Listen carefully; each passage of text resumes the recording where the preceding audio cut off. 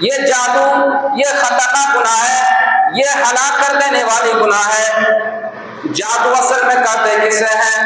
علماء نے اس کی تعریف یہ کی ہے کہ کسی چیز کو اس کی حقیقت سے پھیر دینا، کوئی چیز ہے اس کو حقیقت سے پھیر دینے کا نام یہ جادو کہلایا گیا ہے۔ لیکن عربی کے امام الازہری جو بہت ہی ماہر امام ہیں، انہوں نے یہ تعریف کی ہے کہ یہ جادو یہ ہے کہ کسی بھی چیز کو اس کی حقیقت سے پلٹ دینا، اس کو بدل دینا، اس کو تبدیل کر دینا، یہ جادو کہلاتا ہے، اس کو جادو کہا جاتا ہے۔